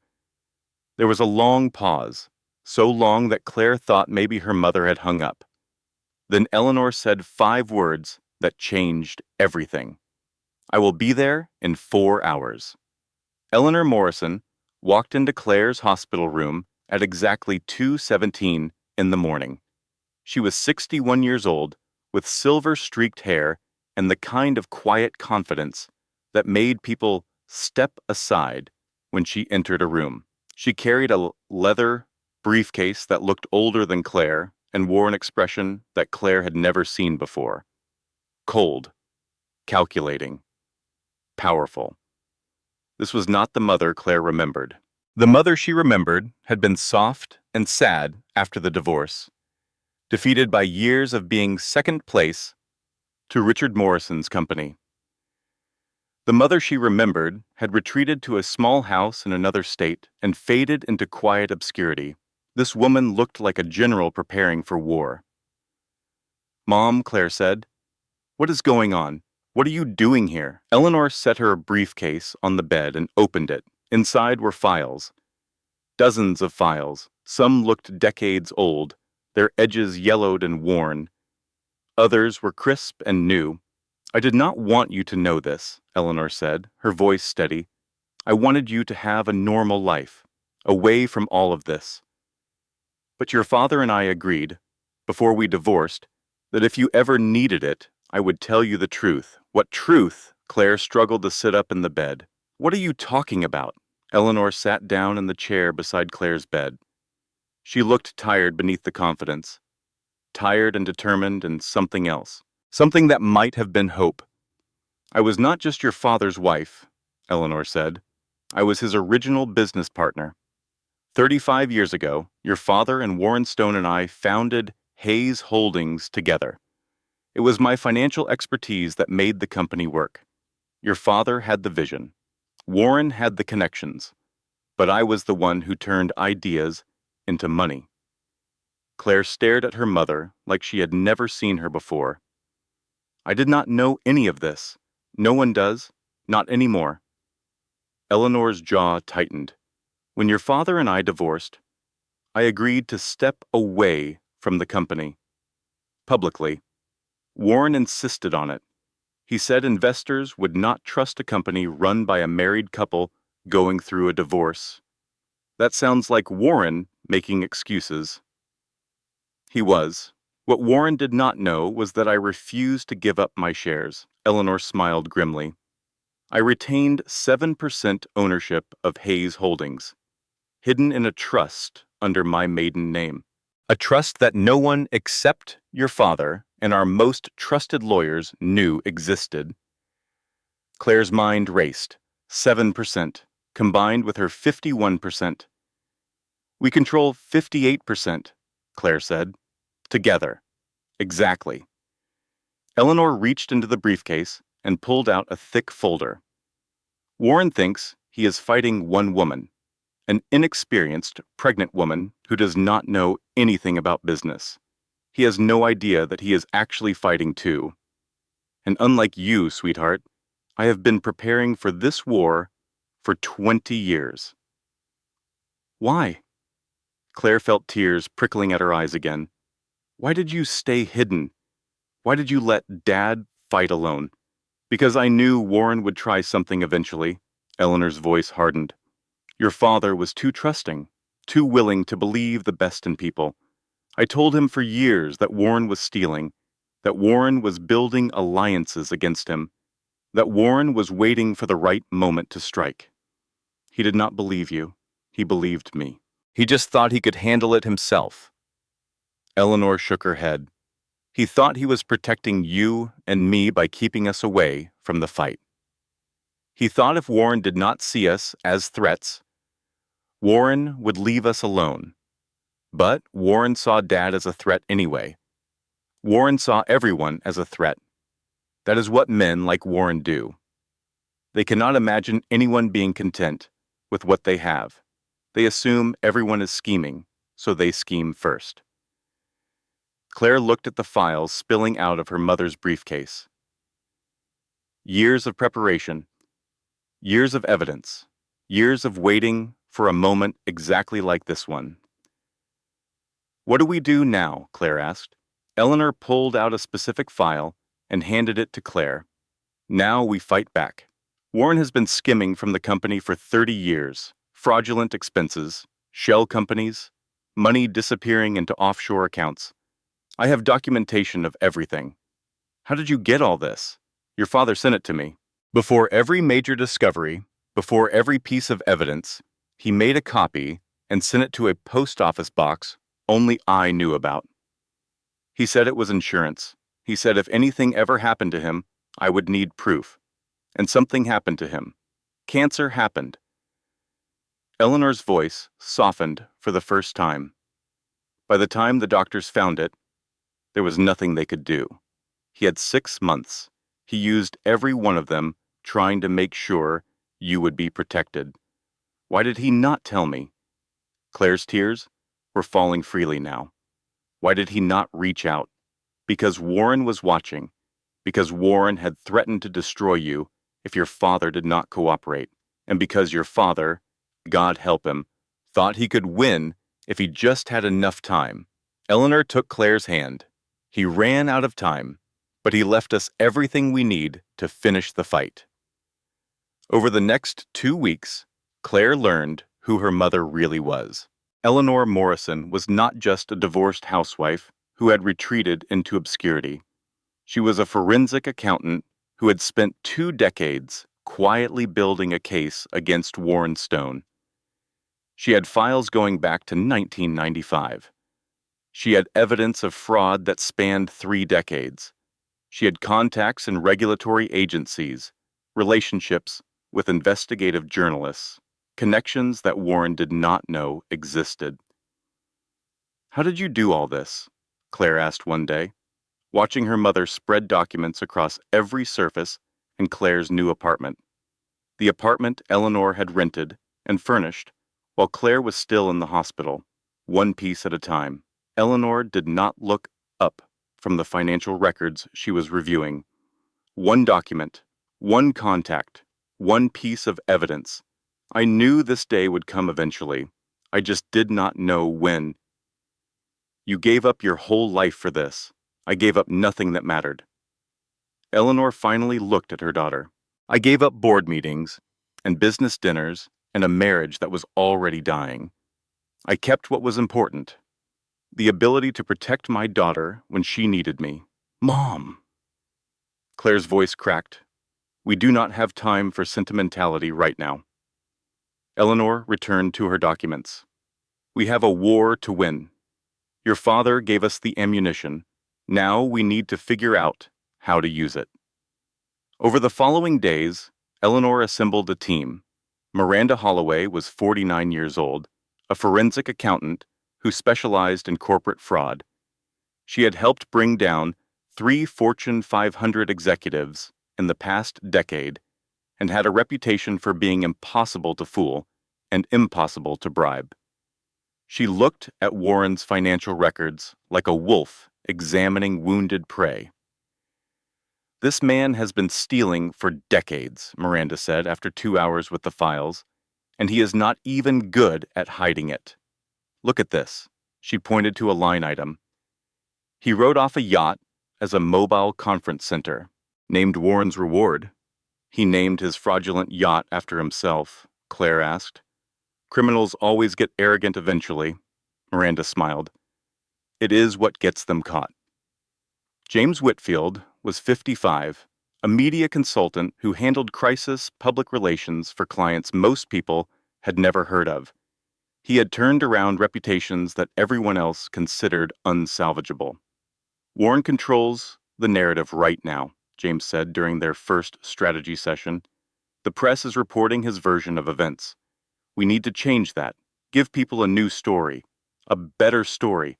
The wronged daughter fighting for her father's legacy against a corporate predator. How do we do that? Claire asked. We start with truth, James leaned forward. The problem with lies is that they need more lies to support them. Warren has built a house of cards. We just need to find the right card to pull. And Dr. Karen Wells was 60 years old, a psychiatrist with an impeccable reputation who agreed to provide an independent evaluation of Claire's mental fitness. Her report, when it came, was thorough and devastating to Warren's claims. You are not unstable, Dr. Wells told Claire after the evaluation, "You are a pregnant woman dealing with extraordinary stress. There is nothing pathological about your emotional responses. Anyone in your situation would be struggling. You are sure, Miss Morrison, I have been practicing psychiatry for 35 years. I have evaluated thousands of patients. You are anxious because people are trying to take your inheritance and your child. That is not mental illness. That is a completely rational response to being attacked." 3 weeks after Eleanor arrived, Claire was released from the hospital. The contractions had stopped. The baby was stable. And for the first time since this nightmare began, Claire felt something like hope. She had a team. She had resources. She had her mother. And she had a plan. The battle for Hayes Holdings was fought on multiple fronts. Every day brought new attacks and new defenses, moves and countermoves in a chess game where the stakes were billions of dollars and one woman's future. From her apartment, still technically on bed rest, but unable to stay uninvolved, Claire coordinated with her team. The first victory came quickly. Dr. Wells submitted her psychiatric evaluation to both CPS and the court. The report was comprehensive, detailed, and impossible to dismiss. Within days, the child welfare investigation was suspended pending review. "One threat neutralized," Claire said when Gerald called with the news. "Many more to go," Gerald replied. "But it is a start." Warren responded immediately. He filed a motion claiming that Eleanor's shares had been obtained fraudulently in the divorce settlement decades ago. He demanded that all company decisions be frozen until both Claire's inheritance and Eleanor's ownership were verified and validated. "He is trying to delay," Gerald explained during an emergency strategy session. "Every day that passes is a day he maintains control of the company, a day he can hide evidence and move money and build alliances. Then we need to force his hand," Claire said. "Make him respond to us instead of the other way around." Miranda found the ammunition. Hidden in Warren's shell companies was a paper trail leading to offshore accounts in the Cayman Islands. Over $43 million had been siphoned from Hayes Holdings over 3 decades. Money that should have gone to investors, to employees, to growth and development. Money that had instead gone into Warren's pocket. "We can go to the SEC with this," Miranda said. "Criminal referral, financial fraud, tax evasion, enough to put him in prison for years." "Not yet," Eleanor shook her head. "If we move too soon, Warren will claim the evidence was fabricated. He will bury us in lawsuits and countersuits. We need to wait for the right moment." "When will that be?" "When he is already losing." Eleanor smiled coldly. "When he is desperate. When he makes a mistake we can exploit." Warren's response to their defensive moves was a media blitz. He appeared on 3 news networks in a single day. His message was consistent and compelling. A grieving business partner trying to protect his dead friend's company from scheming relatives. A victim of false accusations, a man being attacked by people who did not understand business, did not understand loyalty, did not understand anything except greed. "The story is changing," James reported after monitoring the coverage, "but not in our favor. Warren is good at this. He has been spinning narratives his whole career." "Then we need to be better," Claire said. James countered with Richard Morrison's video.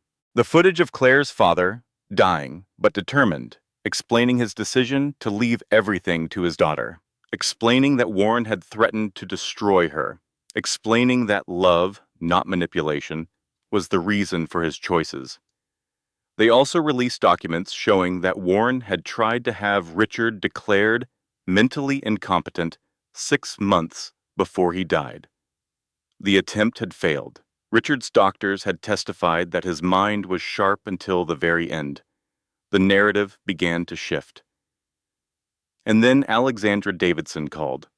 Claire had never heard the name before, but Thomas recognized it immediately. "She is an investigative journalist," Thomas said. "One of the best. She has been looking into Warren for years. but she has never had enough evidence to publish. Until now, Eleanor added. Alexandra was 38 years old with sharp eyes and the relentless energy of someone who believed in truth the way other people believed in religion. She had sources inside Warren's previous companies. She had interviews with people whose lives Warren had destroyed. She had everything except the financial documentation that would tie it all together. Warren Stone is a predator, Alexandra told Claire over the phone. He did the same thing to his last 3 business partners, seduced them into trusting him, then systematically dismantled their control over their own companies. Your father was just the richest target. How do I know I can trust you? Claire asked. You do not, but I can help you, and you can help me. I need documentation to support my story. You need someone to tell your side to the public. It is a fair trade. Eleanor insisted on terms, written agreements about what would be published and when, final approval on any quotes attributed to Claire. A focus on Warren's pattern of behavior, not just the Morrison family drama. Alexandra agreed to everything. The interview was conducted in Claire's apartment, with Eleanor present. Claire told her story from the beginning. The estrangement from her father, the marriage that ended in betrayal, the discovery of her inheritance, and the immediate attacks that followed. She told the truth, all of it, even the parts that made her look weak or foolish or naive, because the truth was all she had. Alexandra's story broke on a Tuesday morning and spread like wildfire. Within hours, it was everywhere. National news, social media, business publications, and tabloid websites saw alike. The narrative that Warren had carefully constructed was crumbling, replaced by something more compelling and more damaging. 3 of Warren's former business partners came forward with their own accusations. Men who had been bankrupted, women who had been discredited, people who had lost everything to Warren's schemes and had been waiting years for someone to believe them. The SEC announced they were opening a formal investigation. Warren Stone's empire was crumbling, but Warren was not finished. Men like Warren never went down without a fight. That evening, he released a video of his own. Marcus stood beside him, looking nervous but determined, reading from what was obviously a prepared script. I want to address the accusations against my ex-wife, Marcus said, his voice flat and rehearsed. The truth is, she has been stalking me and Bethany for months. She is obsessed with revenge. She blames me for her father's death, even though I never met the man. Marcus paused, swallowed. When she found out Bethany was Warren's niece, which was purely coincidental, she saw an opportunity for revenge. Everything she is saying is a lie. I have evidence of her harassment. I have recordings of her making threats. He held up his phone, pressed play.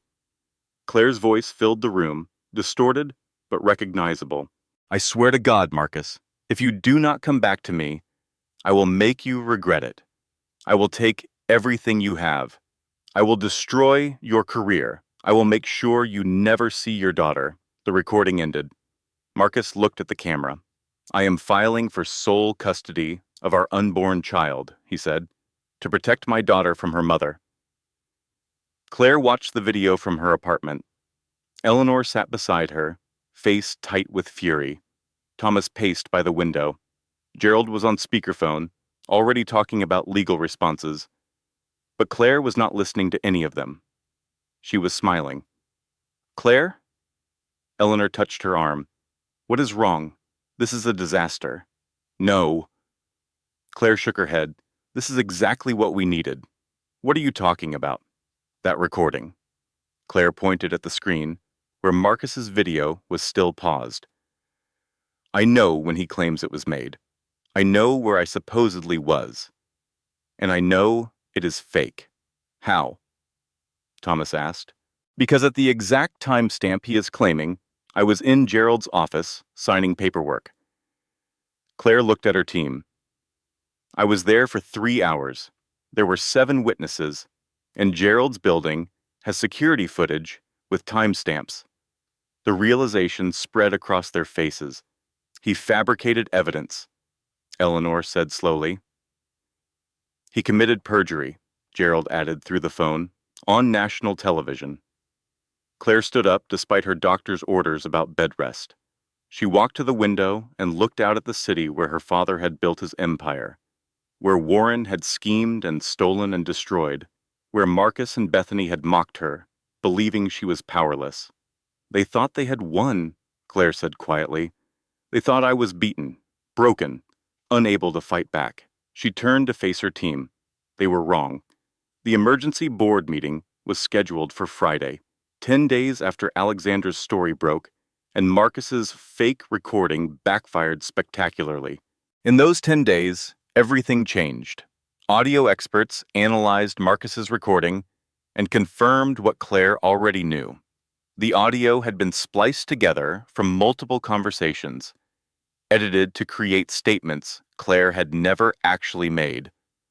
The manipulation was so obvious that even Warren's remaining allies on the board were distancing themselves. The SEC investigation accelerated. Subpoenas were issued. Lawyers descended on Hayes Holdings like locusts on a wheat field. Warren Stone, who had once seemed untouchable, was starting to look desperate. But Claire had one more weapon, one that nobody expected. On Thursday night, the night before the board meeting, someone knocked on Claire's apartment door. She checked the security camera Eleanor had installed. She saw a familiar face, a face she had hoped never to see again. Denise Hartwell stood in the hallway, looking smaller and more broken than Claire had ever seen her. Her eyes were red from crying. Her clothes were wrinkled. She looked like a woman who had not slept in days. Claire opened the door, but did not step aside. "What are you doing here? I know you hate me." Denise's voice trembled. "I know you can never forgive me. I am not here to ask for forgiveness. Then why are you here? Because I can help you win." Denise reached into her purse and pulled out a flash drive. "And because I owe you more than I can ever repay." Claire stared at the flash drive. Small, silver, ordinary looking, but something about Denise's expression suggested it was anything but ordinary. "What is on that?" Claire asked. "Everything." Claire let her in. They sat in Claire's living room, Eleanor and Thomas and Gerald, on speakerphone, all of them listening as Denise explained herself. "Marcus paid me to report on you," Denise said. Her voice was steady now, flat with shame. "After my divorce, I was struggling. Credit card debt, medical bills from my daughter's surgery. I was drowning. And Marcus approached me with an offer." "How much?" Claire asked. Her voice was ice. $10,000. Denise could not meet her eyes. $10,000 to tell him what you were doing, what you were thinking, what you were planning. You sold me out for $10,000, I know." Denise finally looked at her. "I know what I did. I knew it was wrong when I was doing it. But I was so desperate and so scared, and I told myself it was not really hurting you. That you were just getting divorced, like I got divorced, and none of this was that serious. When did you realize it was serious?" "When they started planning to take your baby." Denise's voice cracked. "When Warren talked about having you declared unfit. When Marcus started fabricating evidence. I realized I was not helping someone win a custody case. I was helping monsters destroy an innocent woman." Eleanor leaned forward. "So you started recording them?" Denise nodded. "From the beginning. Every phone call with Marcus. Every conversation with Warren's people. I told myself it was insurance. Protection, in case they tried to pin everything on me. But the more I recorded, the more I realized how deep this went." She looked at Claire with something like desperation. "They never saw me as a person. They saw me as a tool, a disposable asset. Bethany used to joke about how easy it was to buy people like me. Warren once said that poor people would sell their own children for the right price. Denise wiped her eyes. I am not going to let them be right about me. I am not going to be the person they think I am. Claire took the flash drive, connected it to her laptop, started playing the recordings. For the next 3 hours they listened. Marcus in his own voice, explaining exactly how he planned to destroy Claire. The pregnancy was a mistake. Warren wanted me to destabilize her before the old man died. Not get her pregnant, but we are handling it. Once we get custody and have her declared unfit, Warren gets the company and I get promoted. Win-win. Bethany laughing about the scheme. Claire actually thought Marcus loved her. Can you imagine? 10 years younger, and he chose that boring little paralegal. Men are so predictable. Tell them they're special, and they will do anything. Warren himself, discussing strategy with his lawyers. The Morrison woman is weak. She spent 10 years away from her father. She has no idea how businesses work, no idea how power works. We will crush her in the boardroom and have her inheritance invalidated within 6 months. By this time next year, I will own everything Richard thought he could protect. And most damaging of all, Marcus describing how he planned to fabricate the recording. I have enough audio from our arguments during the divorce.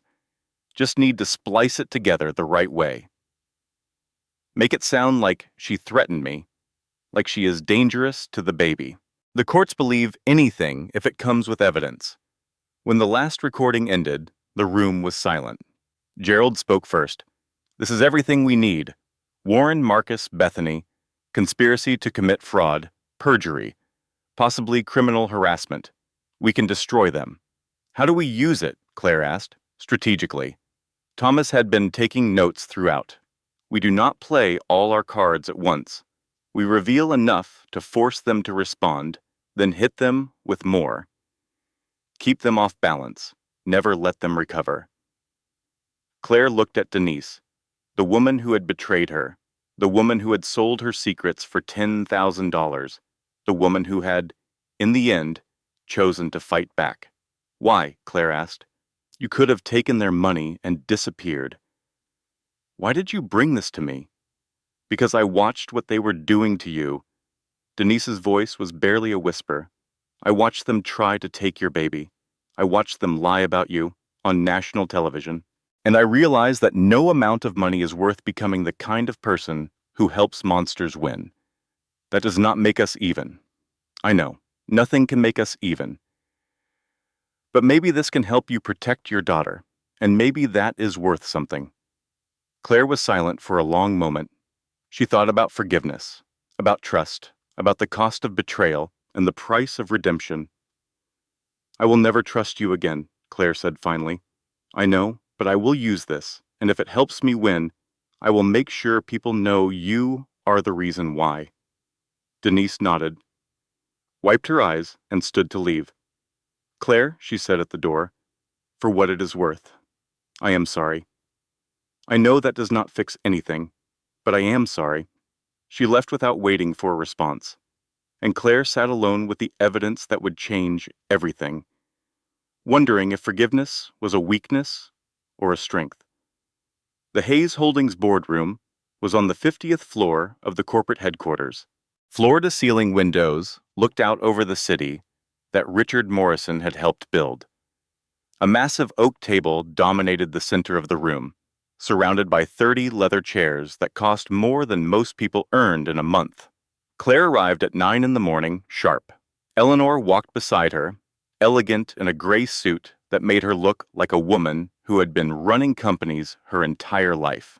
Thomas followed behind, carrying a briefcase that contained enough evidence to destroy an empire. Warren Stone was already there, seated at the head of the table, like a king who did not realize his kingdom was crumbling. His lawyers flanked him like attacked dogs. Marcus and Bethany sat in the gallery, still pretending they had won. Claire walked to the opposite end of the table. She did not ask permission. She did not wait to be acknowledged. She simply sat down in the chair that should have been her father's and looked at Warren Stone with eyes that held no fear. "This is a private meeting," Warren said. "Non-shareholders cannot. I am a shareholder." Eleanor's voice cut through the air like a blade. "Have been for 35 years. Read the documents, Warren. I know you have trouble with things that do not fit your narrative." So I had the lawyers highlight the important parts. She handed documents to each board member. Proof of her ownership. Legal verification of the trust that had held her shares for 2 decades. Irrefutable evidence that Eleanor Morrison controlled 7% of Hayes Holdings. Combined with Claire's 51%, they controlled the company. Warren's face darkened, but he said nothing. There was nothing to say. The board members filed in over the next 10 minutes. 12 people who would decide the fate of a $2 billion company. Some looked curious, some looked nervous. Several looked at Warren with expressions that suggested their loyalty was no longer certain. Claire stood. "6 months ago," she began, her voice steady and clear, "I was a paralegal with a happy marriage and a baby on the way. Today I am a single mother, a corporate shareholder, and apparently a national scandal." She paused. "Let the words settle. I have been called crazy, manipulative, a gold digger. I have had my mental health questioned, my parenting abilities investigated, my character assassinated in the press. People who have never met me have decided they know exactly what kind of person I am." She looked at Warren, at Marcus, at Bethany, and I am still standing. She clicked to the first slide of her presentation. "Because the truth always comes out, and the truth is this. Warren Stone has been systematically stealing from this company for 30 years. Miranda presented the evidence. Shell companies in the Cayman Islands, offshore accounts in Switzerland. $43 million in documented theft with paper trails that led directly to Warren's personal finances. Each slide was more damning than the last. Each revelation drew gasps from board members who had trusted Warren for decades. Warren objected. His lawyers threatened lawsuits, but the evidence was irrefutable. Claire continued. "My ex-husband, Marcus Morrison, was recruited by Warren's niece, Bethany Stone, to infiltrate my family. Their affair was not passion. It was corporate espionage." She pressed play. Marcus's voice filled the boardroom, clear and unmistakable. "Warren promised me a partnership if I could destabilize Claire. The pregnancy was a mistake. We are handling it. Once we get custody and have her declared unfit, Warren gets the company and I get promoted." The room erupted. Board members shouted questions. Lawyers demanded to know where the recordings came from. Marcus jumped to his feet, his face white with panic. "Those recordings are fake," he yelled. "Just like she faked." "Like I faked what, Marcus?" Claire's voice cut through the chaos like a scalpel. "The recording you claimed proves I am unstable. The one that was supposedly made at 3:47 on October 15th. She clicked to another slide. Security footage from Gerald's building. Claire sitting at a conference table, signing documents. A timestamp in the corner. October 15th. 3:47 in the afternoon. At 3:47 on October 15th, Claire said calmly, "I was here, with 7 witnesses. Your recording was manufactured, and I have audio experts who will testify to exactly how you spliced it together." Marcus's legs gave out. He collapsed back into his chair, staring at Claire like he had never seen her before, which, in a way, he had not. The woman standing at the front of that boardroom was not the wife he had abandoned, not the victim he had mocked, not the broken woman he had expected to crush. This was someone new, someone forged in fire and betrayal, someone who would never be broken again. Warren stood abruptly. "This is absurd. This is a witch hunt orchestrated by bitter women who could not succeed on their own. And sit down, Warren. Eleanor's voice was ice, or I will have security remove you. You cannot do that. I am a 7% shareholder, Warren. Combined with my daughter's 51%, I can do whatever I want. Now sit down and listen while we explain exactly how your career is going to end. Warren sat. The presentation continued. Every scheme, every crime, every lie. 30 years of betrayal laid bare for everyone to see. When it was finished, the board voted. Unanimously, Warren Stone was terminated for cause, pending criminal investigation. His shares were frozen. His access to company facilities was revoked immediately. Security guards materialized to escort him from the building. Marcus Morrison was referred to law enforcement for perjury, fraud, and conspiracy. His custody claims were dismissed. He was ordered to pay child support and granted only supervised visitation with the daughter he had tried to take away. Bethany Stone was terminated and referred for criminal prosecution related to her role in the fraud schemes. Claire Morrison was recognized as the majority shareholder of Hayes Holdings. Eleanor Morrison was appointed interim CEO while Claire recovered from childbirth. As Warren was led toward the door, he stopped beside Claire. His face was twisted with fury and disbelief. "You think you have won?" he said quietly. "But this is not over. I have friends. I have resources. You have nothing," Claire interrupted. "My father spent 30 years trying to protect this company from you. Trying to protect me from you. He thought he had to fight alone. He was wrong. I am not alone. I will never be alone. And I will spend the rest of my life making sure you can never hurt anyone again." Warren opened his mouth to respond, then closed it. Then let the security guards lead him away. The door closed behind him, and Claire Morrison, majority shareholder of a $2 billion company, allowed herself to feel something she had not felt in a very long time: victory. Hope Eleanor Morrison was born 3 weeks later, on a sunny Tuesday morning in April. The delivery was smooth. 7 hours of labor, but no complications. Claire held her daughter for the first time in a private hospital room filled with flowers from board members and colleagues and people she had never met, but who wanted to congratulate the woman who had taken down Warren Stone. Eleanor was there. Thomas was there. Gerald was there. Even Alexandra Davidson stopped by with a teddy bear and a card that said, "Strongest woman I have ever met." Denise sent flowers, but did not come. Claire was grateful for that. She was not ready for that conversation yet. She might never be ready. Hope weighed 7 pounds 4 ounces. She had her father's nose and her mother's eyes and a full head of dark hair that the nurses said would probably fall out and grow back lighter. Claire did not care what color her daughter's hair would be.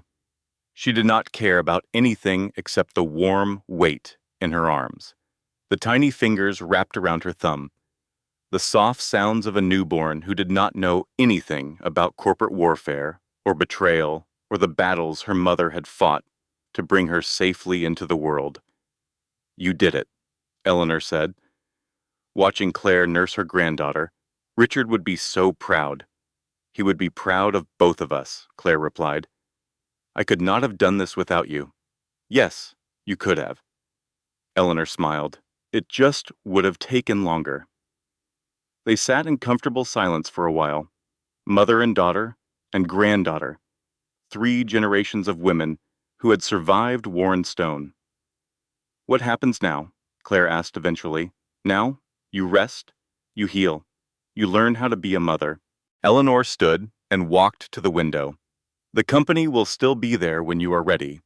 I am not going anywhere. And Warren is being arraigned next week. The SEC charges are substantial. His lawyers are trying to negotiate a plea deal, but the prosecutors are not interested. He made too many enemies over the years. They all want their pound of flesh. And Marcus pleaded guilty to perjury 3 days ago. He is looking at probation and community service. His career is over. His reputation is destroyed. The last I heard, he is planning to move to another state and start over with Bethany. Bethany disappeared the day after the board meeting. Some say she is in Europe. Some say she changed her name and is hiding somewhere in the Midwest. Either way, she is not your problem anymore. Claire looked down at Hope, at the daughter she had fought so hard to protect. She deserves to know her father, Claire said quietly, even after everything he did. She deserves to have a relationship with him if she wants one. That is very generous. It is not generous. It is practical. Claire adjusted Hope in her arms. I am not going to spend my life being angry at Marcus. I am not going to waste energy on hating him. He will have to live with what he did. That is punishment enough. Eleanor was quiet for a moment. Then she said, Your father would be proud of that too. The next 2 years passed faster than Claire expected. She learned to run a company. Slowly, at first, shadowing Eleanor through every meeting, asking every question she could think of, reading every report until her eyes burned. But she learned. She learned that business was not so different from law. It was about understanding people, understanding motivations, understanding what people wanted, and finding ways to align those wants with your own goals. She learned that power was not about domination. It was about responsibility. Every decision she made affected thousands of employees and their families. Every choice had consequences that rippled outward in ways she could not always predict. She learned that leadership meant listening more than talking, admitting mistakes more than defending them, surrounding yourself with people smarter than you and trusting them to do their jobs. And she learned that she was good at this, really good, in ways that surprised her. Hayes Holdings thrived under her leadership. Revenue increased by 23% in her first full year as CEO.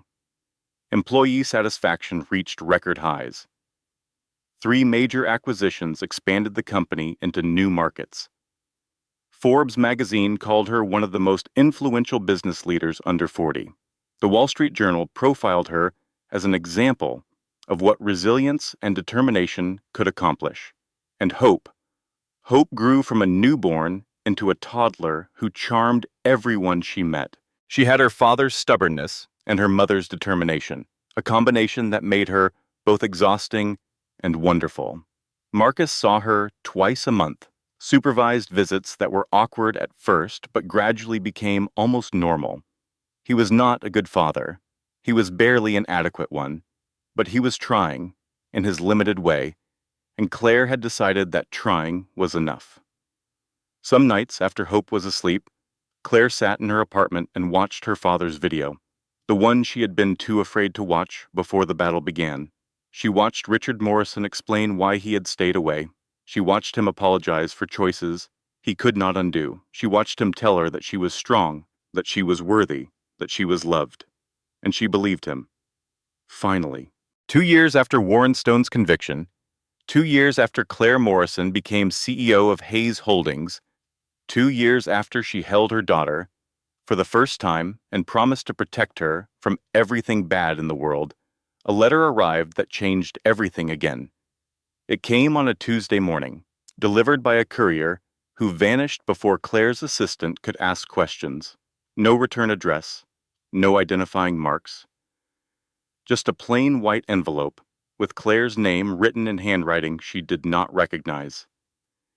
Inside was a single photograph. Claire stared at it for a long time. The photograph showed her father, 30 years younger, standing with a woman Claire had never seen before. A woman with dark hair and a bright smile, and eyes that seemed familiar somehow. And between them, held in her father's arms, was a baby. Claire turned the photograph over.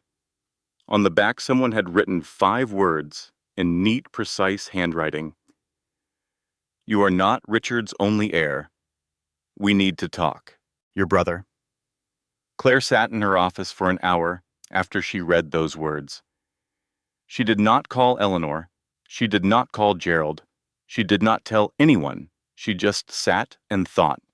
Her father had another child, a son, a brother she had never known existed, someone who had apparently been watching her from the shadows for years, someone who had waited until now, until Claire was established, until she was powerful, until she had something worth taking to reveal himself, or maybe not.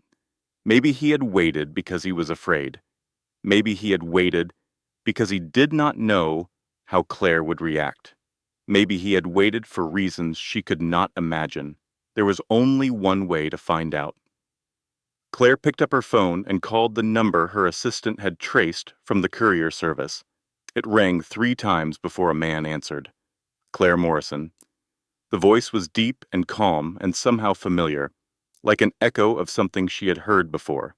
"I was wondering when you would call." "Who are you?" Claire asked. "My name is Daniel Hayes. I am your half-brother, and we have a lot to talk about." "I do not have a brother. You do now." Daniel paused. "I was born 32 years ago. Our father had an affair with my mother, then paid her to disappear when she got pregnant. She raised me alone, never telling me who my father was. I did not find out until 2 years ago, when she was dying, and finally told me the truth." Claire closed her eyes. Another secret, another lie, another piece of her father's past that she had never known about.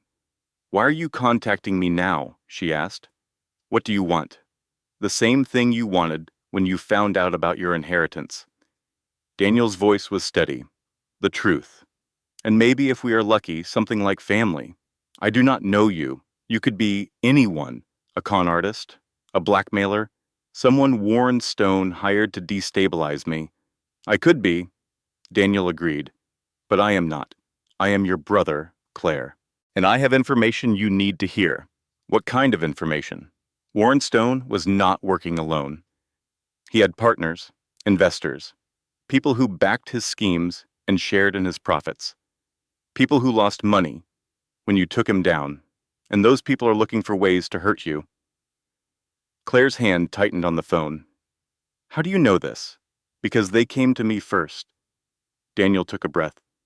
"They tracked me down 6 months ago, offered me money to challenge your inheritance, to claim that I am Richard's firstborn son, and therefore the rightful heir, to tie you up in litigation for years while they rebuild their networks.